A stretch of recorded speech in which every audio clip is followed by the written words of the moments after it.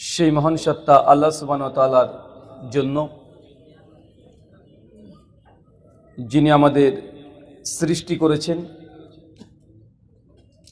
শুধু সৃষ্টি করেননি, এই পৃথিবীতে সহস্র কোটি মাখলুকাত সৃষ্টি করার পরেও যিনি আমাদের এই মানব জাতিকে সর্বশ্রেষ্ঠ জাতি, সর্বশ্রেষ্ঠ মাখলুকাত এবং সর্বশ্রেষ্ঠ নবী মুহাম্মদে আরবি সাল্লাল্লাহু আলাইহি ওয়াসাল্লামের উম্মত হিসেবে প্রেরণ করেছেন, সেই মহান সত্তা আল্লাহ সুবহানাহু ওয়া তাআলার সংক্ষিপ্ত শুকরিয়া সুজুদ আদায় করি। তার নিজেরই শেখানো ভাষা দিয়ে সকলে এক বাক্যে পড়ি আলহামদুলিল্লাহ। অতঃপর দুরুদ এবং সালাম বর্ষিত হোক মুহাম্মদে আরবি সাল্লাল্লাহু আলাইহি ওয়াসাল্লামের প্রতি। হাজীগঞ্জ আত-তাওহীদ জামি মসজিদ ও ইসলামিক দাওয়াত সেন্টারে বাস্তবায়নে এবং উদ্যোগে আজ দ্বিতীয় বার্ষিকী আজিমুশ শান ইসলামী কনফারেন্স তারিখ 15 ডিসেম্বর 2024। আজকের এই আলোচনা সভাটিকে সফল করার জন্য যারা সার্বিক দিক থেকে সাহায্য এবং সহযোগিতা করেছেন, বিশেষ করে আয়োজনে হাজীগঞ্জ দারুল হাদিস সালাফিয়া মহিলা মাদ্রাসার বিভিন্ন নেতৃবৃন্দ এবং যারা দূর দূরান্ত থেকে এসেছেন আলোচনা শ্রবণের উদ্দেশ্যে, আর কনফারেন্সকে সফল করার জন্য যারা অর্থ, শ্রম, মেধা, দোয়া এবং পরামর্শ দিয়েছেন, আল্লাহ সুবহানাহু ওয়া তাআলা তুমি তাদের প্রত্যেকের নেক নিয়াত এবং নেক আমলগুলোকে কবুল করে নাও, সকলে পড়ি আমিন। মহান সত্তা আল্লাহ সুবহানাহু ওয়া তাআলার কাছে দোয়া, এই প্রার্থনা, আল্লাহ সুবহানাহু ওয়া তাআলা আমরা মানুষ, আমরা কম বেশি ছোট বড় ভুল, ত্রুটি বিচ্যুতি, গুনাহ, পাপ, অন্যায় করে থাকি। আজকের এই আলোচনা সভার উসিলায় আমাদের পেছনের ছোট ছোট গুনাহগুলোকে তুমি ক্ষমা করে দাও, সকলে পড়ি আমিন। সম্মানিত সুধী, বাদ মাগরিব থেকেই বিভিন্ন আলোচক তারা পবিত্র কোরআনুল কারীম এবং হাদিসে মুবারাকা থেকে অনেক গুরুত্বপূর্ণ আলোচনা আপনাদের সামনে পেশ করেছেন।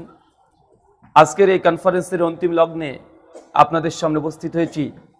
একটি নির্দিষ্ট বিষয় আমাকে বেঁধে দেওয়া হয়েছে, ইসলামে হাদিসের গুরুত্ব, এই শিরোনামে। যদিও আলোচ্য বিষয় অনেকভাবেই অনেক দিক থেকে আলোচনা করা সম্ভব, খুব লম্বা সময় আলোচনা করব না, খুবই সংক্ষিপ্ত পরিসরে হাদিসের গুরুত্ব এবং হাদিসকে সামনে রেখে যে সংশয়গুলো সমাজে আছে সেগুলোর সামান্য কিছু জবাব আপনার সামনে পেশ করব ইনশাআল্লাহ। হাদিসের গুরুত্ব, হাদিস এটা যদি সরাসরি বাংলাতে বলতে চান, হাদিস মানে কথা। হাদিস মানে কি? হাদিস মানে কথা। হাদিসকে আরবিতে মুহাদ্দিসদের পরিভাষায় অনেকভাবেই ডাকা হয়, কখনো হাদিস, কখনো খাবার, কখনো আসার, বিভিন্নভাবে মুহাদ্দিসদের নিকটে হাদিসের এই পরিভাষিক শব্দগুলো ব্যবহার করা হয়। আমাদের বিশেষ করে সার্বিক দিক থেকে উপমহাদেশে হাদিস এই শব্দটা বেশি আমরা পরিচিত।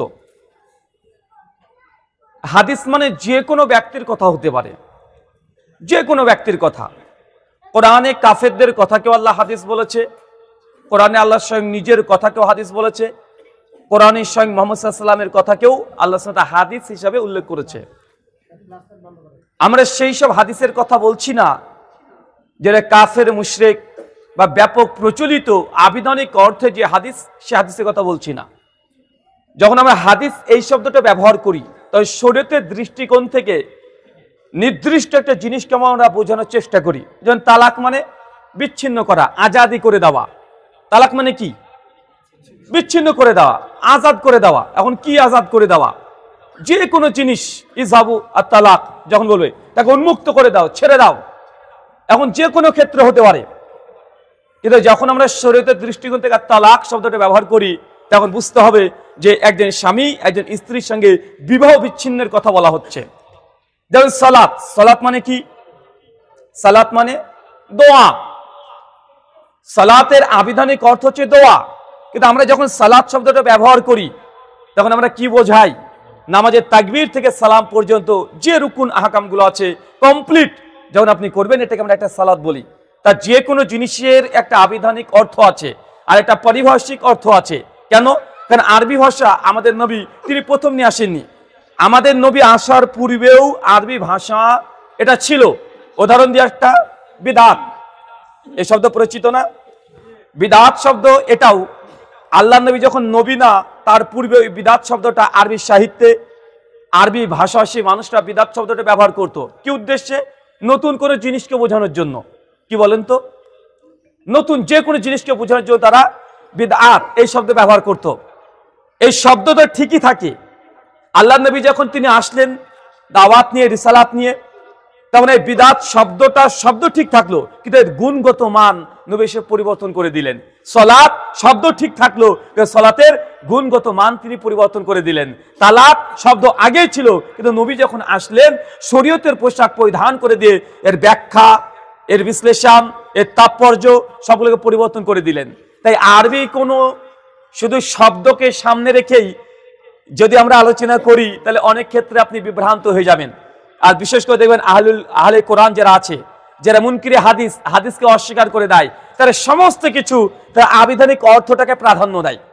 তারা হাদিস মানে কথা, এই হাদিস মানে শুধু কথা নয়, এর বিস্তীর্ণ আলোচনা আছে।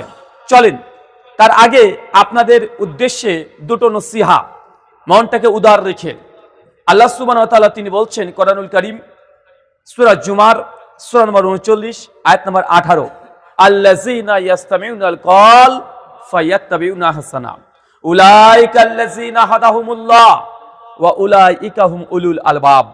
বাংলা ভাবার্থ, আল্লাহ বলছেন আল্লাযীনা ইয়াসতামিউনাল কওল, যারা মনোযোগ সহকারে কথা শ্রবণ করে। কি বলেন তো? শুনতে পাচ্ছেন আমার কথা?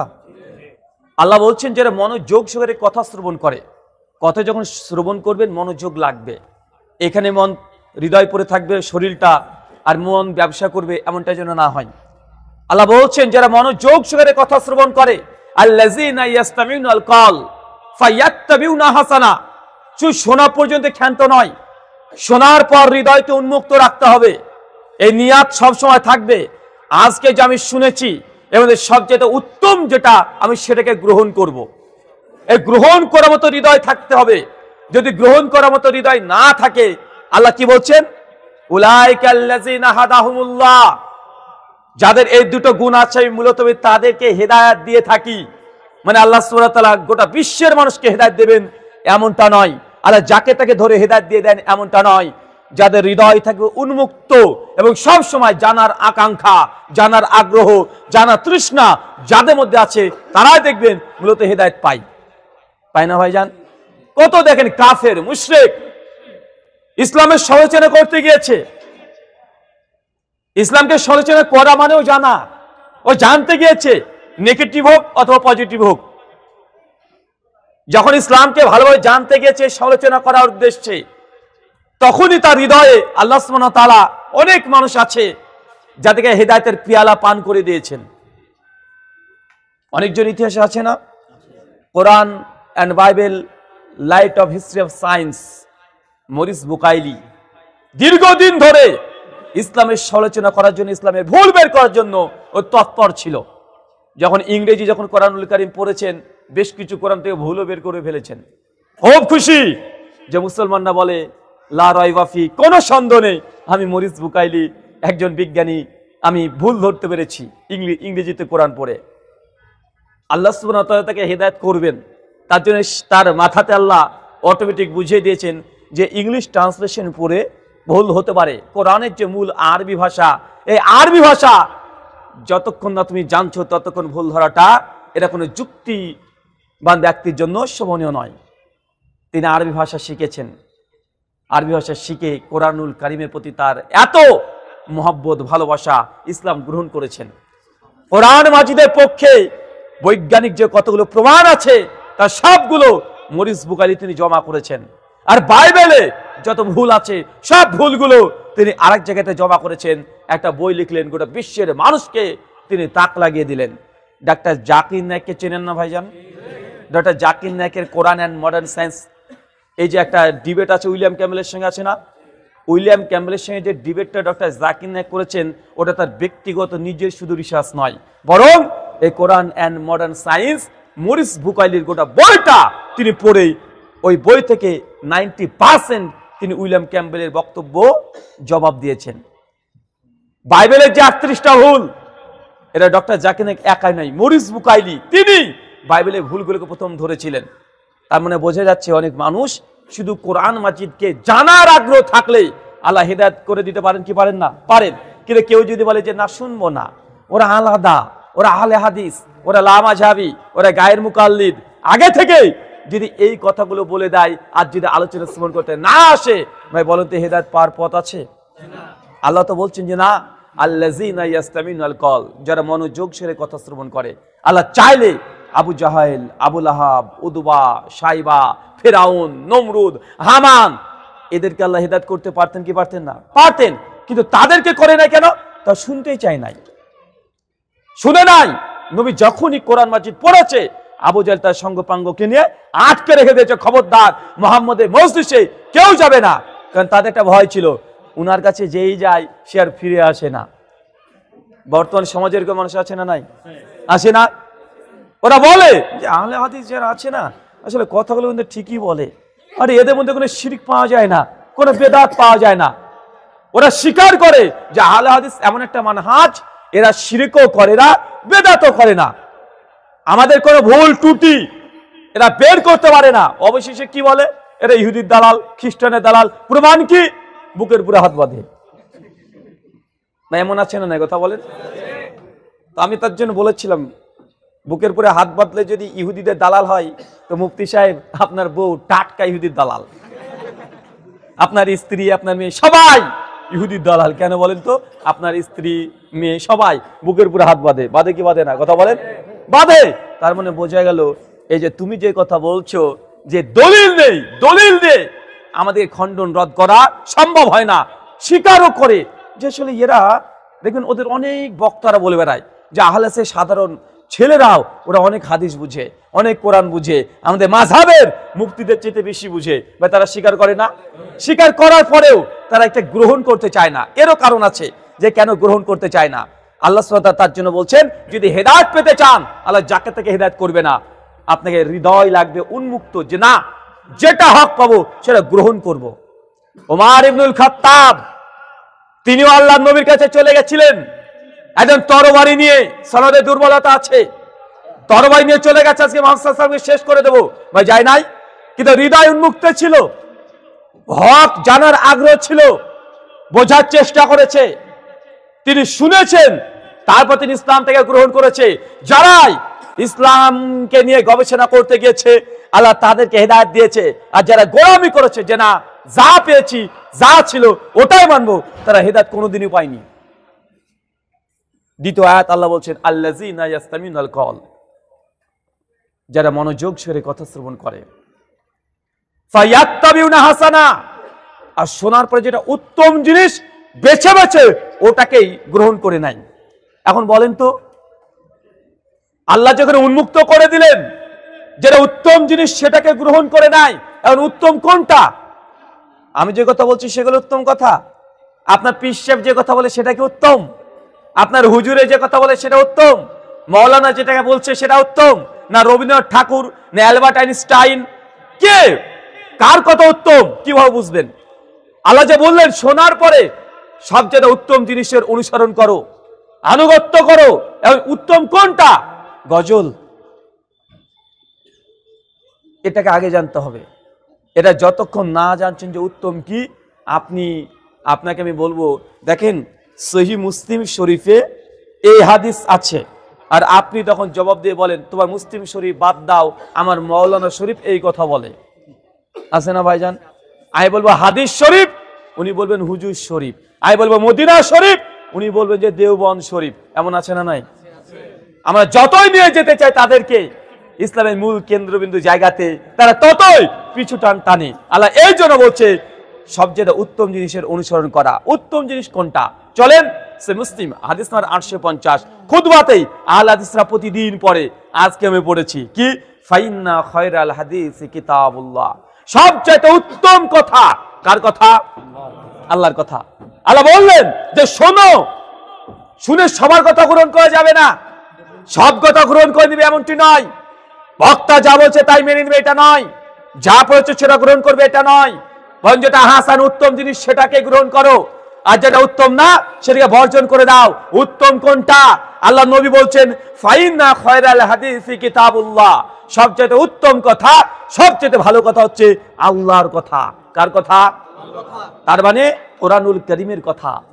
ওয়া খায়রাল হাদি হাদি মুহাম্মদ সাল্লাল্লাহু আলাইহি ওয়াসাল্লাম, এরপর সবচেয়ে উত্তম কথা মুহাম্মদ সাল্লাল্লাহু আলাইহি সাল্লামের কথা। তার মানে আমরা বুঝতে পারলাম যে আমাদের যাই আসুক না কেন, যদি কোরআনের কথা আর হাদিসের কথা যদি আমাদের সামনে চলে আসে, এটা আমার বিরুদ্ধে গেলেও আপনাকে মানতে হবে। আমি জানি কোরআন হাদিসের এমন কিছু আয়াত আছে, এমন কিছু হাদিস আছে যে কোরআনের হাদিস আপনার বিরুদ্ধে চলে যাবে, শুনলে যেন আপনার কেমন কেমন লাগে, শুনলে যেন রাগ তৈরি হয়ে যায়। কেন? ওই যে একটা হাদিস আছে, আপনি জানেন এই হাদিস দীর্ঘ 34 বছর ধরে শেখ আব্দুর রাজ্জাক বিন ইউসুফ হাফেজাল্লাহ মুখ থেকে আপনারা শুনে আসছেন। একই হাদিস প্রতিদিন বলছেন, কেউ যদি জেনে বুঝে 1 টাকা সুদ খায়, মায়ের সঙ্গে জেনা করলে যে পাপ হয়, আপনি একাই সে পাপ করছেন। হাদিস শোনা আছে না? শুনে আপনার রাগও হয়, হ্যাঁ মায়ের সঙ্গে জেনা, আমি তো খাই, আরে আমি তো খাই, আমি তো সুদী ব্যাংকে চাকরি করি, আমি তো দারোয়ানের কাজ করি, আমার বাড়িতে তো বিভিন্ন রকমের লোন আছে, আমার দোকান প্রতিষ্ঠান তো লোনের। যখন এই হাদিসটা শুনে আপনার রাগ হয়, কিন্তু এটা হাদিস, এটা হাসান, এটা উত্তম। আল্লাহ বলছে যে উত্তম জিনিসের অনুসরণ করে উলাইকাল্লাযিনা হাদাহুমুল্লাহ, আমি মূলত তাদেরকে হেদায়েত দিয়ে থাকি। আপনার রাগ হবে জানি, আপনি ওই হাদিস শুনলেও আপনার রাগ হয়, মায়েদের রাগ হয়, বোনেদের রাগ হয়। যে আল্লাহ নবী বলেছেন যে মেয়ে রাস্তা দিয়ে হাঁটবে, যদি সেন্ট আতর গোলাপ এই সুগন্ধি মেখে যদি রাস্তায় চলে আর পায়ে নুপুরের যদি আওয়াজ হয়, আল্লাহ নবী সেই মেয়েকে বলছে জেনাকারিনী, মানে আপনার ভাষায় সে নারী হচ্ছে বেশ্যা। আমি জানি এটাতে রাগ হওয়ার কথা, রাগ হয়, কিন্তু কিছু করা নাই। এটা উত্তম কথা, এটাই ভালো কথা, আপনার বিরুদ্ধে যেতে পারে। ভালো কথা প্রত্যেকটা আপনার পক্ষে আসবে এমনটি নয়, বরং সেই সময়তে সূরা ইউনূস খুলবেন, সূরা 10 আয়াত নম্বর 15-তে আবু জাহেল, আবু লাহাব, উদবা, সাইবা, বড় বড় কুরাইশের নেতারা আল্লাহ নবীর কাছে এসে বসেছে, বসে বলছে যে মুহাম্মদ সাল্লাল্লাহু আলাইহি ওয়াসাল্লাম, তাকে নবী তখন মানে না, এসে তারা বলছে যে আপনি যে কোরআনটা নিয়ে এসেছেন না, ওয়া ইতিবি কোরআনি গয়রি হাজা, আপনি যে কোরআনটা নিয়ে এসেছেন এই কোরআনটা অনেক কঠিন। আরে যত আয়াত নিয়ে এসেছেন না সব আমাদের বিরুদ্ধে চলে যায়। কত দুঃখ দেখেছেন? কার বলেন তো? আবু জাহেল, আবু লাহাব, উদবা, সাইবা, এরা এসে বলছে নবীকে, একদম মানে এখন ঝামেলা করে নাই, অনেক ঝামেলা করার চেষ্টা করেছে, মৃত্যুর হুমকি দিয়েছে, সম্পত্তির লোভ দেখিয়েছে নবীকে। তারপর যখন দেখছে নবী যে তার নিজ জায়গা থেকে পেছন সরে না, তো না আপোষ করতে এসেছে কে? আবু জাহেল, আবু লাহাব, তারা অনেক চেষ্টা করেছে। সিজদারত অবস্থায় আমাদের নবী আলাইহিস সালামকে উটের নাড়ি ভুঁড়ি চাপিয়ে দিয়েছে। তারপর নবী আলাইহিস সালাম সেই জায়গা থেকে ফিরে আসেনি, অনেক অত্যাচার নবী সালাত আদায় করছে, একজন পেছন থেকে একদম চাদর দিয়ে বটে ফাঁস দিয়ে টানতে টানতে নিয়ে চলে গেছে। তারপরে নবীকে পেছনে ফেরাতে পারেনি। তো যখন দেখছেন না শুনবে না আর কিছু, সব দল বেঁধে চলে এসেছে আল্লাহ নবীর কাছে। এসে আল্লাহ নবীকে আস্তে করে বলছে, ওয়া ইতিবি কোরআনি গয়রি হাজা, হে নবী মুহাম্মদ সাল্লাল্লাহু আলাইহি ওয়াসাল্লাম, তোমার উপরে যে কোরআনটা অবতীর্ণ হয়েছে না খুব কঠিন, তোমাকে নবী মেনে নেব, তবে একটা শর্ত আছে বাবা। কি শর্ত? ওয়া ইতিবি কোরআনি গয়রি হাজা, এই কোরআনটার পরিবর্তে অন্য একটা কোরআন নিয়ে আসেন, তাহলে আপনাকে নবী মানব। আরে যে আয়াত আসে সেটা আমাদের বিরুদ্ধে চলে আসে। এটা কাদের দাবি কথা বলেন? সেই সময় কাফেরদের দাবি। আরে তোমার কোরআনে যে আয়াত আসে সব আমাদের কুরাইশদের বিরুদ্ধে চলে যায়। আরে তোমরা বলো 360 মূর্তি মানা যাবে না, অথচ কাবার চতুর্পাশে 360 মূর্তিতে আমরা ব্যবসা করে খাই। তারা ব্যবসা করে খেতো না? লাত, মানাত, উজ্জা, এদের মূর্তি দিয়ে তারা লাখ লাখ কোটি কোটি টাকা সেই সময় তারা ব্যবসা করেছে, হজের সময় ব্যবসা করেছে। বলছে যে আয়াত আসে ঘুরে ফিরে একই কথা। কোরআনে যখন সূরাতুল ফাতিহা অবতীর্ণ হচ্ছে, ইয়াকা না'বুদু ওয়া ইয়াকা নাস্তাইন, আল্লাহ আমি তোমার ইবাদত করি, তোমার কাছে সাহায্য চাই, এটা আবু জাহলের বিরুদ্ধে। এটা কার বিরুদ্ধে? এটাও আবু জাহলের বিরুদ্ধে, আবু লাহাবের বিরুদ্ধে। কেন? আরে পড়ছে ইয়াকা না'বুদু ওয়া ইয়াকা নাস্তাইন, আল্লাহ তোমার ইবাদত করি, তোমার কাছে সাহায্য চাই। যখন মক্কার মানুষটা বুঝতে শুরু করেছে, তার মানে হুবল কাজ কলা কিছু করতে পারে না, হুবলকে বাদ দিয়ে দিয়েছে। এত শুনলাম যে লাত মানাতুজ যা, হুবল এরাই সব ভালো মন্দ করতে পারে, কিন্তু কোরআন বলছে যে তোমারই ইবাদত করতে হবে আর তোমার কাছে সাহায্য চাইতে হবে। তখনই আবু জাহলের বিরুদ্ধে চলে যায়। বর্তমান মুসলমানদের মধ্যেও যখন ইয়াকা না'বুদু ওয়া ইয়াকা নাস্তাইন এই আয়াতের বাংলা মানে করবেন, এক শ্রেণী মানুষ তখন বলবে, মুখটা কালো করে চলে যায়। কেন জানেন? এই আয়াত বললেই কবরের কাছে কিছু চাওয়া যায় না, মাজারে কিছু চাওয়া যায় না, পীর বাবার কাছে ছেলে চাইতে যাওয়া যায় না, তাবিজ পড়ার জন্য রাস্তা রাস্তা ঘুরে বেড়াতে হয় না। সেই সময় কাফেররা এই আয়াত বুঝেছিল। তার জন্য আল্লাহ নবীর কাছে এসে বলছে, ওয়া ইতিবি কোরআনি গায়রি হাযা, মুহাম্মদ সাল্লাল্লাহু আলাইহি ওয়াসাল্লাম এই কোরআনের পরিবর্তে অন্য একটা কোরআন নিয়ে আসেন, তবে আপনাকে নবী মেনে নিব। আল্লাহ নবী কোনো কথাই বলেন না তাদের কথা শুনে, তিনি নীরব অপেক্ষা করছেন যে কখন এই প্রশ্নের অ্যান্সার জিবরাইল আলাইহিস সালামের মাধ্যমে আল্লাহ দিয়ে দেয়। অনেকক্ষণ সময় কেটে যায়, কাফেরদের প্রস্তাবে নবী হ্যাঁও বলে না, নাও বলে না, একটু তারা শর্তটাকে একটু মানে কমিয়ে দিল। তারপরে বলছে আবাদ্দিলহু, যদি গোটা কোরআনে পরিবর্তন করতে না পারেন তো কিছু কিছু আয়াতের পরিবর্তন করে দেন, সব আয়াতের দরকার নেই, এই কিছু কিছু আয়াতকে বাদ দিয়ে দেন আর কিছু কিছু আমাদের মনে মতো নিয়ে আসেন। ভাই এমন মানুষ আছে না? নাই? আছে না? বুঝি ইসলাম আসলে সব ভালো কথাই বলে, কিছু দেখবেন সেকুলার আছে, কিছু দেখবেন সুশীল আছে, কিছু বদমাশ আছে, তারা বলে অনেক তারা শিক্ষিত হয়ে গেছে, এসে বলে বুঝি ইসলাম আসলে ভালো কথাই বলে, তো ইসলামের কিছু আইন আছে যেগুলো মেনে নেওয়ার মতো না। কোনটা? বুরখা পরা কি দরকার রে ভাই, মনের বুরখাই বড় বুরখা। আছে না? নাই? কথা বলেন। বলছে আরে ভাই চুরি করেছে হাত কাটা কি দরকার, একটা বড় বড় শাস্তি, চুরি করেছে জেলখানায় পুরে দাও। আচ্ছা ইসলাম ভালো, কিন্তু কিছু কিছু জিনিসকে তারা অস্বীকার করতে চায়। এরকম মানুষ দেখতে পান না সমাজে? আছে। অনেক মানুষ বলে বুঝি নামাজ পড়তে হবে, তো দিনে 5 বার পড়া কি দরকার বাবু, একবার পড়লেই তো হয়। 30 রোজার কি দরকার আছে, সপ্তাহে একটা করলেই তো হয়। অনেক মানুষ ইসলাম, তার ইসলামে কিছু কিছু আয়াতে পরিবর্তন চায়। তারা চুরি করেছে হাত কাটার দরকার কি, বোরখা পরার দরকার কি, হাজার জেনা করেছে তাকে হত্যা করার দরকার কি, সুদকে হারাম করার দরকার কি, এরকম আছে না? নাই? কথা বলেন। আরে বিয়ের আগে একটু গার্লফ্রেন্ড বয়ফ্রেন্ড খেলাখেলি খেলেছে, এত ধর্মের হুজুরদের বেঁধে গেল কেন, বলে না ভাইজান? মানে তারা চায় যে না কিছু কিছু আয়াতে যদি পরিবর্তন হয়ে যায় তাহলে আমরা ইসলাম গ্রহণ করে নিব। আল্লাহ নবীর কাছে 1400 বছর আগে সেই সময় কাফের এসে এ দাবি করেছে। আল্লাহ নবী কোনো কথা বলে না, নীরব। আসমান থেকে জিবরিলকে আল্লাহ পাঠাচ্ছে, জিবরিল যাও আমার নবীকে যে প্রশ্ন করেছে তার জবাব দিয়ে এসো। আল্লাহ নবীর কাছে ওহী চলে আসে, এ নবী আপনি জানিয়ে দেন শরীয়তের মধ্যে বৃদ্ধি করা বা কমানো এটা আমাদের অধিকার নেই, বরং আন্না আত্তাবিউল্লাহ ইউহা ইলাই, আমি তো নবী তারই আনুগত্য করি যেটা আমার রব আমার উপরে অবতীর্ণ করে। কি বুঝলেন বলেন তো চাচা? কি বুঝলেন? আল্লাহ সুবহানাহু ওয়া তাআলা জানিয়ে দিচ্ছেন, নবী বলে দেন। এই অধিকার তো আপনার নাই যে শরীয়তে আপনি কিছু বৃদ্ধি করবেন বা কিছু কমিয়ে দেবেন। আরে আপনি নবী তো আপনি নিজেই বাধ্য যে আমি আল্লাহ যা অবতীর্ণ করি সেটা মানতে, এটা আপনি তো বাধ্য। আপনাকে যে সে পরিবর্তনের দাবি করছে। ভাই সমাজে পরিবর্তন আছে না? নাই? সমাজে ইসলামের নামে করলে ক্ষতি কি? দলিল নেই তো কি হয়েছে? ভালো কাজ বেশি করলে হয় কি? ভাই এরকম যুক্তি আছে না? চাচাকে দীর্ঘদিন ধরে বলে আসা হচ্ছে যে চাচা ফরজ নামাজের পরে আল্লাহ নবী হাত তুলে মোনাজাত করেনি। চাচা বলছে বুঝলাম বাপু, অত কোরআন হাদিস বুঝি না, বুঝেছি তোমার কথা, তারপর ধরে নিলাম যে নামাজের পরে সম্মিলিত মোনাজাত কোরআন হাদিসের কোনো দলিল নেই। তো বাবা হাত তুলে আল্লাহর কাছে তো দোয়া চেয়েছি, দরগার কাছে তো আমরা আহলাদিসরা যাই না, আল্লাহর কাছে চেয়েছি, খারাপ কি দেখলে? এটা মানে খুব কষ্ট নিয়ে বলে। এমন কিছু চাচা আছে না? খুব কষ্ট পায়, আমি জানি চাচা কষ্ট লাগে। আবার একজন বলছে আরে আল্লাহর কাছে তো হাত তুলেছি, পা তো আর তুলিনি, হাত তুলে তো চেয়েছি। এই দুয়াও তুলে দিল এরা সমাজ থেকে। নতুন নতুন হুজুর আসছে, নামাজের পরে দুয়াই তুলে দিল, কত দুঃখ। ভাই এমন মানুষ আছে না সমাজে?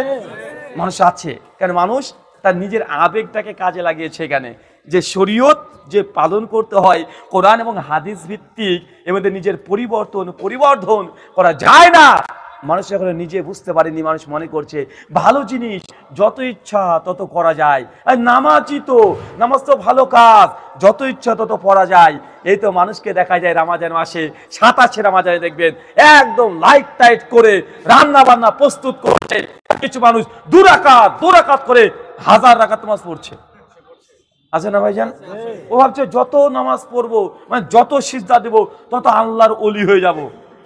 ও ভাবছে যে যত রাকাত নামাজ বেশি পড়বে তত আল্লাহর ওলি, এমন সমাজে আছে না ভাইজান?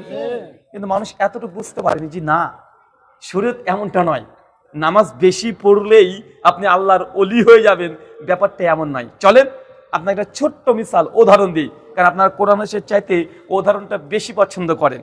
চাচা, প্রতিদিন ফরজ নামাজ আমরা কত রাকাত পড়ি? আরো জোরে বলেন। 17 রাকাত পড়ি না? আচ্ছা 17 রাকাত পড়ি। আচ্ছা 17 রাকাত কি প্রতিদিন পড়ি? জুমার দিন গতকালকে কি বার ছিল? সরি, জুমার দিন পরশুদিন ছিল। জুমার দিন কত রাকাত পড়েছেন? দেখেন চাচা, জুমার দিন 15 রাকাত পড়েছি না? ফরজ 15 রাকাত না? জোহর হচ্ছে 4 রাকাত ফরজ, জুমার দিন কয় রাকাত ফরজ? 2 রাকাত ফরজ। এখন আমি যদি এসে বলি, বা আপনার কোনো পীর সাহেব 22 হাত পাগড়ি পরে আর 26 হাত জুব্বা পরে এসে যদি বলে, বাবা রে আজ থেকে আমরা জুমার নামাজ 4 রাকাত পড়বো, তার পেছনে নামাজ পড়বেন? কেন পড়বেন না চাচা? কেন?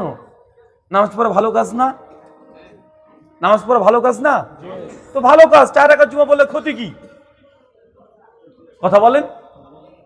নামাজ পড়া ভালো কাজ না? তো ভালো কাজ, 4 রাকাত পড়বেন। প্রতিদিন জোহর তো 4 রাকাতই পড়েন, বেশি তো পড়ছেন না। জোহর 4 রাকাত পড়েন, জুমার দিনে 4 রাকাত পড়বেন, ক্ষতি কি? আচ্ছা জুমার দিন কিরাত আমরা জোরে জোরে করছি না? দিনের নামাজ জোরে জোরে কিরাত করছি, একটু আসরের নামাজ একটু কিরাত জোরে করবেন, ক্ষতি কি? কেউ করবেন? কথা বলেন। ইমাম সাহেব যদি জুমার দিনেই আসরের নামাজে কিরাত সশব্দে করে, আপনারা মুসল্লিরা কি করবেন? লুকমা দেবেন না? অমনি লুকমা চালিয়ে দিবেন। কেন রে ভাই? কিরাত কি, কোরআন কি জোরে জোরে পাঠ করা কি গুনাহ, পাপ? তো জোরে পড়েছে, লুকমা দিবেন কেন? ভালো কাজ, ভালো কাজ নয়? ভালো কাজ। তো কেউ যদি জুমার নামাজ 4 রাকাত পড়ে, তার পেছনে নামাজ পড়বেন? কেন পড়বেন না? কারণ দেখেন আমাকে, কেন পড়বেন না? কে বললো রাসূল প্রতিদিন জোহরের নামাজ 4 রাকাত পড়েছে? 4 রাকাতের দলিল তো আছে। ভাই জুমা বাদ দেন, নবী নামাজ তো 4 রাকাত পড়েছে না? 4 রাকাত তো পড়েছে, তো জুমার দিন 4 রাকাত পড়লে ক্ষতি কি? আচ্ছা 4 রাকাত যে জুমা পড়া যাবে না, তার দলিলটা দেন। পড়া যাবে না, আমি 4 রাকাত পড়বো, 4 রাকাত জুমার নামাজ পড়া যাবে না, এর দলিল দেন আমাকে। তো চাচা আপনার কোন লজ্জাতে আপনি বলেন যে ফরজ নামাজ এবারে মুনাজাত করা যাবে না, নবী নিষেধ করেছে? দলিলটা কোথায়? দলিল দাও ভাই। কিছু মানুষ চায় না, কিছু বাংলাদেশি আলেমরা বলছে আরে নামাজে পরে যে সমৃদ্ধ মুনাজাত করা যাবে না, না যাবে না, এই যাবে না দলিল দাও। তো ভাই যাবে না দলিল হয় নাকি রে ভাই? আমি যদি বলি 4 রাকাত জুমা পড়বো এখন, তো 4 রাকাত জুমা যে পড়া যাবে না, তার দলিল দাও। গোটা পৃথিবীর যত হাদিস আছে আসমান জমিন থেকে নিয়ে এসেও যে চেষ্টা করে পড়া যাবে না, এর দলিল বের করতে পারবে? কেন পারবে না? কারণ এটা তো আমার ফ্যাক্টরিটা তৈরি করা, নবী বলবে কিভাবে? এটা আমার ফ্যাক্টরিটা তৈরি করে না। বুঝলাম চাচা আপনার হাত তুলে মুনাজাত করতে ভালো লাগে, বলছি দেখো হাত তুলে একটু দোয়া করবো আল্লাহর কাছে, একটু কাঁদাকাটি করবো, সপ্তাহে 7 দিন তো নামাজ পড়তে পারি না ব্যস্ততার কারণে, জুমার দিন যাই, একটু ইমাম সাহেব কেঁদে কেটে দোয়া করে, ইমাম সাহেবকে 500 টাকা দিই, বলে দিই যে হুজুর একটু আমার দোকানের জন্য দোয়া করে দেন। ইমাম সাহেব কাঁদে, কত সুন্দর লাগতো আগেকার দিনে মসজিদে নামাজ পড়তে। এখন নতুন ডিজিটাল হুজুর এসেছে, দোয়াই তুলে দিয়েছে, মানে সপ্তাহে 7 দিনে কোনোদিন নামাজ পড়তে আসে না বেচারা, ওই একদিনই আসতো, জুমার দিনে আসতো, দোয়ার জন্য আসতো। কিসের জন্য আসতো? মানে আল্লাহকে 500 টাকা দিয়ে 50,000 টাকা দাবি করে বসে থাকবে। ভাই আছে না এরকম? মানে ইমামকে 500 টাকা দিয়ে দিয়েছে, বলে ইমাম সাহেব একটু দোয়া করে দেন, আমি মানে একটু ঋণগ্রস্ত আছি, আল্লাহ যেন আমাকে একটু উদ্ধার করে দেয়। 500 টাকা দিয়েছে, ইনভেস্ট করেছে, আর ঋণ আছে 50,000 টাকা, ওই 500 টাকা দিয়ে অপেক্ষায় আছে যে আল্লাহ 50,000 টাকা ও ঋণ মুক্ত করে দিবে। দেখেন কত বড় ব্যবসায়িক বেচারা।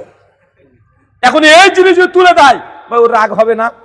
তো জীবনে নামাজ পড়ে না, ও জুমার দিনে নামাজ পড়ে, খুতবার পরে আসে। খুতবার পরে দোকান বন্ধ করে না ভাই অনেকজন, খুতবার পরে ও দোয়া চায়, মানে ব্যবসা করতে এসেছে। তো এদের রাগ হবে। চাচা আপনি কষ্ট পায়েন না, আপনি মনে করছেন যে দোয়া মানে হাত তুলতে হবে, ওই যে দোয়া করব হাত তুলবো না, এরপর কেমন দোয়া রে ভাই? দোয়া করবো হাত তুলবো না, হাত না তুলে কি দোয়া হয়? এটা আবেগ, সবগুলো আবেগ। আবেগ না এগুলো? চাচা দোয়া মানে হাত তোলা নয়, দোয়া মানে হাত তোলা নয়। নবী 3টে পদ্ধতিতে দোয়া শিখিয়েছে। কয়টা পদ্ধতিতে? 3টে। চলেন আপনাকে একটা একটা করে দেখাই। এক, আল্লাহ নবী কিছু কিছু দোয়া করেছে যে দোয়াতে নবী হাতও তুলে নাই, ইমাম সাহেবকেও ডাকে নাই। একটা উদাহরণ দিই। আচ্ছা, পায়খানা ঘরে যখন যান তখন দোয়া আছে? আচ্ছা, কে কে হাত তুলে করেন সেই সময়? পায়খানা করতে যান না আপনারা? না, আপনারা সব আল্লাহর ওলি হয়ে গেলেন, পায়খানা লাগে না। কেননা এই যে হুজুরে বক্তব্য দিয়েছেন একটা, যে আমাদের ইমাম সাহেব এত বড় বুজুর্গ, প্রতিদিন এশার নামাজে অজু দিয়ে ঢুকতো আর ফজর পর্যন্ত এক অজুতে নামাজ পড়তো, মানে অজু তারপরে ভাঙতো না। তার মানে এই যে এশা থেকে ফজর পর্যন্ত ফুসফাস তো দূরের কথা, কিচ্ছু হয়নি। ভাই এমন ওয়াজ শোনা যায় কি যায় না? শোনা যায় না। আমি ভাবছিলাম, আচ্ছা ধরে নিলাম যে আমাদের ইমাম সাহেব উনি 40 বছর এশার নামাজের অজুতেই ফজর পর্যন্ত পড়েছে, ফুসফাস হয়নি, ধরে নিয়েছি। বাথরুম প্রস্রাব লাগেনি, ধরে নিয়েছি। স্ত্রীর হক 40টা বছর ভাই, 4টে দিন তো না, 40 দিনও না। কত বছর? 40 দিন। তো স্ত্রীটার কি হয়েছিল রে ভাই? 40 বছর কি করলো? ভাই স্ত্রীর একটা হক আছে না নাই? আছে না? স্ত্রীর হক আছে। এখন বলতে পারে আরে ভাই শুধু রাত্রে বেলায় যেতে হবে নাকি, দিন নাই নাকি?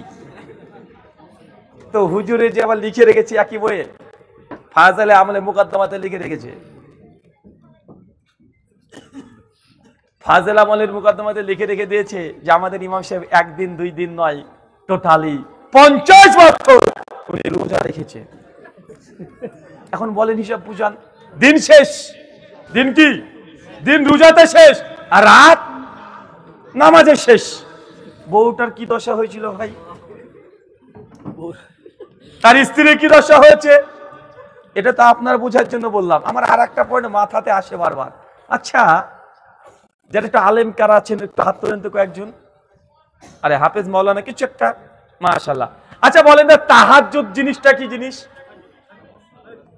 তাহাজ্জুদ কাকে বলে? রাতের সালাত। ফাতাহাজ্জাদ বিহা, ঘুম থেকে উঠে যে নামাজ পড়েন ওটা তাহাজ্জুদ। আচ্ছা, বাঙালিরা আমরা আরবি দেখলেই মানে ভাবি কি না কি, মানে আপনার প্রতি আমার রাগ আছে। এখন যদি আরবিতে এখানে আরবিতে 1 পৃষ্ঠা খসখস করে 10খানা গালি লিখে দেন তো, গালিগালাজ বুঝেন না? 10খানা 20খানা গালিগালাজ লিখে দিয়েছে এখানে, আর আপনাকে আপনি আপনার শত্রু, মানে আপনার প্রতি আমার খুব রাগ আছে, হুজুর মানুষ সরাসরি গাল দিতে পারবো না, আরবিতে লিখে দিয়েছি 2-10টা গালিগালাজ খিস্তি হাতে দিয়ে দেয়, বলে ভাই ধর এটা, ধর একবার ধর। ও ধরবে, আরবি ধরা যাবে না কেন? বলছে অজু নাই। এমন আছে না ভাইজান? মানে ও আরবি দেখলে ভাবছে কোরআন এটা। আর যদি সকালবেলায় যদি দেখে যে রাস্তাতে কোনো আরবি পড়েছে কাগজে, ও সঙ্গে সঙ্গে ভাববে মনে করে ফেরেশতা বরকতের দোয়া লিখে দিয়ে গেছে, সঙ্গে সঙ্গে তুলে চুমু টুমু খেয়ে 4 ভাঁজ করে একদম ডাইরেক্ট বুক ও লুকিয়ে রাখে এইভাবে এইভাবে হাতকে চেপে ধরবে, না পালিয়ে যায়। পেছনে ও রাখবে না, কেন? ওটা পাছা। মানে বাঙালির আরবিতে ভক্তি আছে, আলহামদুলিল্লাহ, ভক্তি থাকা ভালো, কিন্তু অতি ভক্তি বা চোরের লক্ষণ।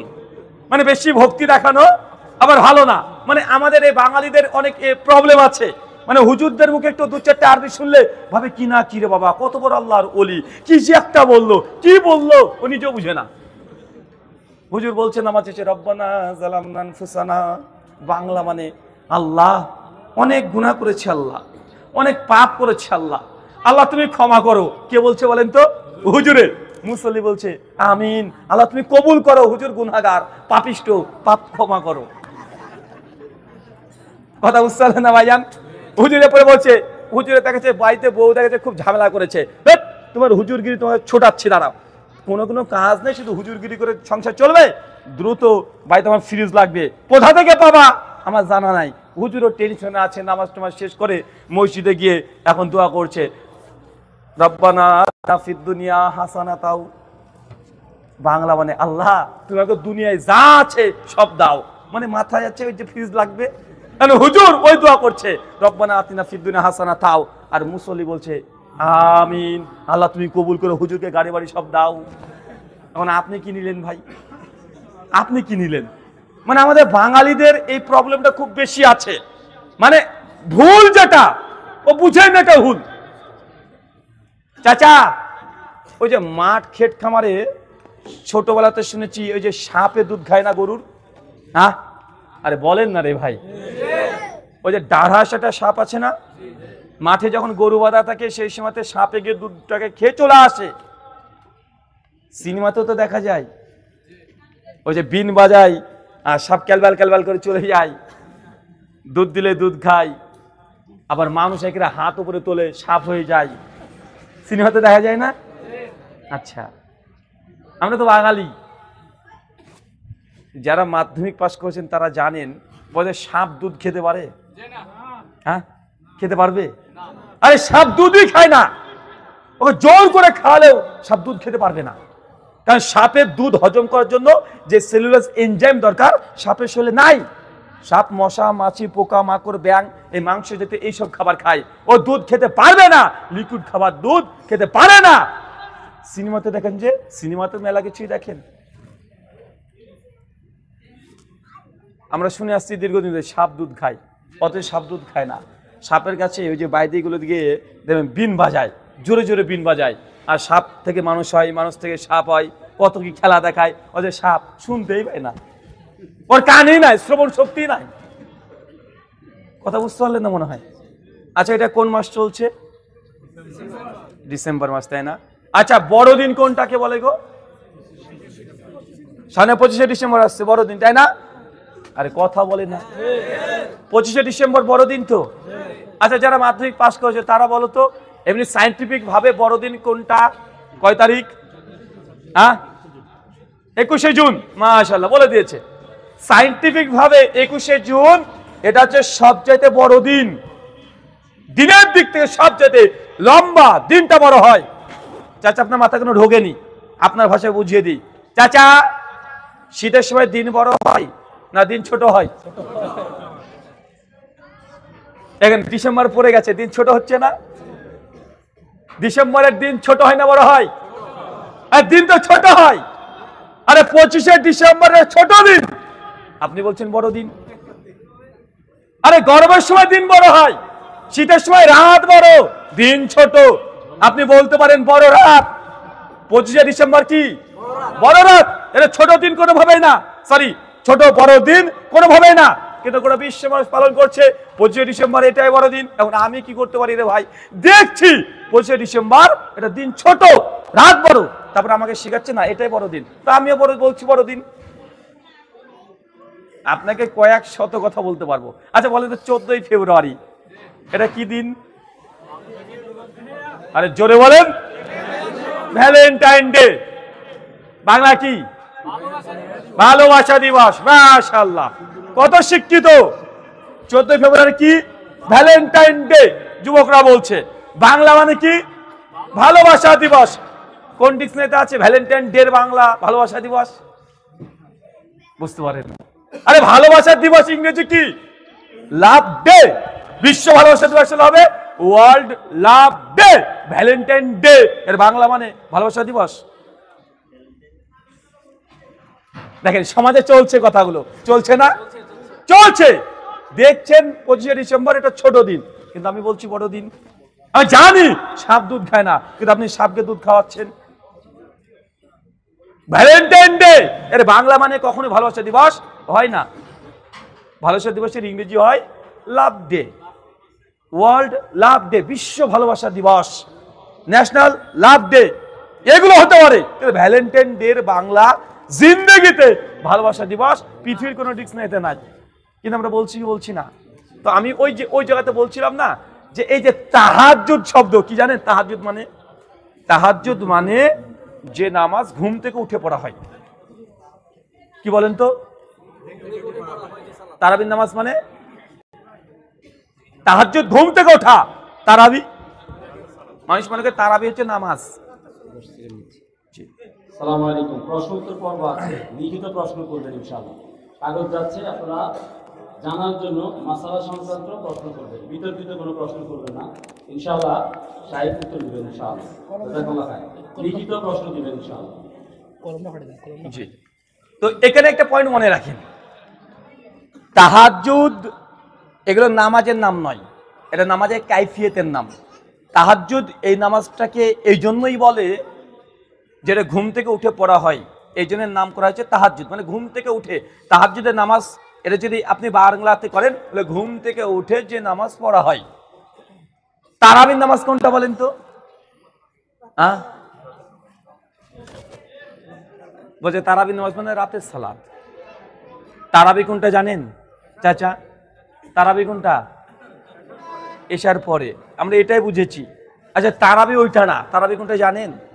প্রত্যেক 2 রাকাত 4 রাকাত নামাজ পড়লেন, তারপরে একটা বিরতি দেয়, থামে, এটাকে বলা হয় আরবিতে তারবিহা। আর এটারই জামা হচ্ছে তারাবি। মানে তারাবি বলতে ওই নামাজটা নয়, 4 রাকাত পড়ার পরে যে বৈঠক দিয়েছেন, বসে আছেন, অপেক্ষা করছেন, এই অপেক্ষা করার নামই হচ্ছে তারাবি। কথা কি বুঝতে পারছেন? এই জন্য এই বৈশিষ্ট্যের ধরনকে সামনে রেখে এই নামাজের নাম হয়েছে তারাবির নামাজ। এটা মুহাদ্দিসগণ, ফুকাহাগণ এই নামটা দিয়েছে। তো নামাজ যেটা নামাজি, নামাজের আলাদা সিঙ্গেল কোনো নাম হয় না, শুধু ওয়াক্ত সময় যেটা জোহর, আসর, মাগরিব, এশা, এগুলোর নাম এটা বৈশিষ্ট্যের উপরে ভিত্তি করে হয়। তো তাহাজ্জুদ এই জন্য বলা হয় যেহেতু এটা ঘুম থেকে উঠে পড়তে হয়। এখন আমার সাদা মনে সাদা প্রশ্ন, চাচা একটু জবাব দেন তো। ওই যে আপনার হুজুর বলেছে যে ওই ইমাম সাহেব এশার নামাজ টু ফজর এক অজুতে নামাজ পড়েছে, চাচা ঘুমালে অজু থাকে? ঘুমালে অজু থাকে নাকি? থাকে না। আর যদি ঘুম না পারে তাহলে কি তাহাজ্জুদের নামাজ পড়া সম্ভব? তাহলে কি হুজুরে কি তাহাজ্জুদের নামাজ পড়েনি? তাহাজ্জুদের নামাজ পড়েছে। আরে তাহাজ্জুদের নামাজ পড়তে হলে তো ঘুম পড়তে হবে, ঘুম থেকে উঠে পড়তে হবে। এখন আপনি যদি বলেন না না হুজুর তাহাজ্জুদ পড়েছে, তাহলে হুজুরের অজু ছিল না, তাহলে ঘুমাতে হয়েছে। এখন দেখেন সমাজে বুজুর্গদের, পীর সাহেবদের, ইমাম সাহেবদের বুজুর্গি বয়ান করতে গিয়ে তাদের অজু টুকাতে গিয়ে তাহাজ্জুদ মাইনাস, অজু টুকাতে অজুর ফজর দেখাচ্ছে 40 বছর। তো বেটা 40 বছর যদি রাতে যদি নাই ঘুমায় তো তাহাজ্জুদ তো পড়তে পারবে না, কারণ তাহাজ্জুদের জন্য ঘুম শর্ত। আর যদি বলেন যে না তাহাজ্জুদ পড়েছে, তাই ধরে নিতে হবে তোর ঘটনা মিথ্যা, কারণ তাহাজ্জুদ পড়তে হলে ঘুম দরকার আছে, তিনি ঘুমাননি। আল্লাহ সুবহানাহু ওয়া তাআলা বুঝার তৌফিক দান করুন, আমিন। সম্মানিত শুধু আপনাকে এই কথাগুলো বলার উদ্দেশ্য এটা যে সমাজে অনেক কিছু মানুষ আবেগে চলছে। কিসে চলছে বলেন তো? আবেগে ভুল জানছে, তারপরে ভুলটাকে ঠিক বলছে। যেন আপনিও কালকে 25শে ডিসেম্বরকে বড়দিন বলবেন, কিছু করার নাই, আপনি নিজে বলবেন, দেখতে পাচ্ছেন, ডাইরেক্ট দেখতে পাচ্ছেন, তারপরে বড়দিন বলবেন। পুরো বিশ্বের মানুষ বলছে, আপনাকে কয়েক শত ধন দেওয়া যায়, যেগুলো দেখছে আমরা ভুল, তারপরে আমরা ভুলগুলোই চর্চা করছি। চাচা আপনি 2 হাত তুলে দোয়া করবেন, আপনি মনে করছেন যে না আরে হাত দোয়া না, মানে হাত না তুলে দোয়া হলো না। তো চাচা বাথরুম ঘরে ঢোকার দোয়া আছে না নাই? আপনার কেউ হাত তুলে করেন কেন? বাথরুম থেকে বের হওয়ার দোয়া আছে চাচা, হাত তুলে করেন। ইমাম সাহেবকে ডাকবেন মসজিদ থেকে, ইমাম সাহেব কি হলো বাথরুমে ঢুকে একটু দোয়া করে দেন তো। কথা বুঝতে পারলেন না? কারণ ইমাম সাহেব যে বলছে আরে দোয়া করবো হাত তুলবো মানে, আরে দোয়া হচ্ছে, হাত তোলা হচ্ছে দোয়ার আদব। তো পায়খানা করে ঢুকবো, হুজুর একটু দোয়া করে দেন, সবসময় ডাকবেন হুজুরকে। আচ্ছা মসজিদে ঢোকার দোয়া আছে না নাই? তো ইমাম সাহেবকে ডাকবেন। আপনার কেউ হাত তোলে মসজিদে ঢোকার সময়তে? মসজিদ থেকে বের হওয়ার সময় দোয়া আছে না নাই? পোশাক পরার সময় দোয়া আছে না নাই? জুতো পরার সময় দোয়া আছে না নাই? বাড়ি থেকে বের হওয়ার দোয়া আছে না নাই? আয়নাতে মুখ দেখার দোয়া আছে না নাই? বাজারে পয়সার দোয়া আছে না নাই? গাড়িতে ওঠার দোয়া আছে না নাই? চাচা কয়েকশো দোয়ার কথা বলবো যে সবাই দোয়া করে কিন্তু কেউ একটা হাত তুলে করে না। তার মানে কি প্রমাণ হলো? দোয়া মানে হাত তোলা নয়। কিন্তু আপনার মাথায় করোনা ভাইরাস ঢুকে দিয়েছে হুজুরে। আরে টুঙ্গির ইস্তেমাতে মুনাজাত, বিশ্ব ইস্তেমার মুনাজাত করা আপনার অভ্যাস, মানে ওই অভ্যাস আর ছাড়তে পারছেন না, মানে হাউমাউ করে কাঁদবে, আর আপনি ওই যে মিষ্টি ভাব, এই ভাবের জন্যই আপনি সুন্নাত কি বিদআত কি আপনি বোঝার চেষ্টা করছেন না। আল্লাহ সুবহানাহু ওয়া তাআলা তুই বোঝার তৌফিক দান করে, সকলে পড়ি আমিন। ইবাদত আল্লাহ কোরআনে বলছেন, সূরা হাশর সূরা নম্বর 59 আয়াত নম্বর 7, মা আতাকুমুর রাসূলু ফাখুযুহু ওয়া মা নাহাকুম আনহু ফান্তাহু। আমার নবী তোমাকে যা আদেশ করে তা গ্রহণ করে নাও, নবী যা দেয় নাই ওটা যত ভালো হোক না কেন গ্রহণ করা যাবে না। আপনি যতই মনে করেন যে 4 রাকাত জুমা পড়া ভালো কাজ, যত আমি যুক্তি তথ্য দলিল দিয়ে বলি না কেন, যদিও জানি 4 রাকাত নামাজ পড়া ভালো কাজ, কিন্তু নবী দেয় নাই, এটা ভালো নয়। এটা কি নয় চাচা বলেন তো, এটা কি নয়? এটা ভালো নয়। কেন? ভালো হলে আমার নবী দিতেন, ভালো হলে আমার নবী দিতেন না। আচ্ছা, মুয়াজ্জিন কেউ আছেন আজান যারা দেন? কি আজান দিতে পারেন? একটু হাত তোলেন তো। আর আজান দেওয়াবো না, তুমি পারো? আজানের শেষ কথাটা কি আছে? লা ইলাহা ইল্লাল্লাহ। বলেন তো, এটা আজানের যে লা ইলাহা ইল্লাল্লাহ দিয়ে শেষ করলেন, তো এটা কালেমাটা অর্ধেক না এটা পূর্ণ হলো? সাদা কালেমার অর্ধেক হলো না? লা ইলাহা ইল্লাল্লাহ, এটা দিয়ে তো আজান শেষ হয় নাকি? কি বলছেন? এটা দিয়ে তো নাকি? আচ্ছা, কেউ যদি ভাবে কালেমা কেন অর্ধেক পড়েছে এতদিন ধরে, যদি কালেমার সঙ্গে ওয়াশহাদু আন্না মুহাম্মাদান আবদুহু ওয়া রাসূলুহু বাকি অর্ধেক যদি কেউ আজানে যে ঢুকিয়ে দেয়, কি হবে কথা বলেন? চাচা, কেউ যদি আজানের শেষে লা ইলাহা ইল্লাল্লাহ দিয়ে শেষ করলো, কেউ যদি ই বাবা এ তো তাহিরি রে ভাই, তাহিরি কাছে একবার এসেছিল না? হ্যাঁ, ধর কি এটা এ প্রচুর কামড় দেয়। মাশাআল্লাহ, এই ছেড়ে দেন, ছেড়ে দেন, ওকে ওর মতো যেতে দেন। এই কুমিল্লা তো তাহিরির অঞ্চল না, ভাগ্যিস তাহির এবার পাঠায়নি তো ওটা, যে দেখ ওই আমাদের মা বোনের আবার আছে দেখবেন, সকালবেলা থেকে থালা বাসন মাজছে, ওই চালের উপর যদি কাক যদি কা কা করে, মা বোন সব কাঁদতে লাগে। কি হলো? চাচিকে কি বাবা চাচি কাঁদছে কেন? বলছে কেউ মনে মারা গেছে আমার। তো কিভাবে বুঝলে? বলে কাক এসে ডাকলো যে, বলে না? মানে কত রকমের কুসংস্কার, ডিজিটাল কুসংস্কার, এক একজনের এক এক রকমের। তো আপনাকে এই কথা বলার চেষ্টা করছি যে শরীয়ত যতটা কোরআন সুন্নাহ দ্বারা প্রমাণিত অতটাই পালন করেন, এর অতিরিক্ত যাই করতে যাবেন ভালো হলেও সেটা ভালো না। যেন আজানের শেষ বাক্য লা ইলাহা ইল্লাল্লাহ কেউ যদি আবেগ দেখিয়ে মুহাম্মদ রাসূলুল্লাহ বলে আজান শেষ করে, আজান হবে না বাতিল? কেন? কালেমা গোটা পড়া কি ভুল? ভুল না, কিন্তু এই জায়গায় ভুল। কেন? এই জায়গায় নবী দেয় নাই। মাগরিবের নামাজ 3 রাকাত, যদি ভালোবাসা দেখে 4 রাকাত পড়ে, নামাজ হবে না বাতিল? বাতিল। তার মানে বোঝা গেল নামাজ, রোজা, হজ, যাকাত যা কিছু আছে কোরআন মাজিদে যা প্রমাণিত তাই পড়তে হবে, এর বৃদ্ধ করা যাবে না, কমানো যাবে না। আল্লাহ সুবহানাহু ওয়া তাআলা তুই বোঝা তৌফিক দান করো, আমিন। জি, প্রশ্ন উত্তর নিয়ে নেন। আপনারা এভাবে হাঁটাহাঁটি করবেন না। আন্তরিকতার সাথে বলবো, কনফারেন্সের সম্মান আমাদের কাছে, যেহেতু আমাদের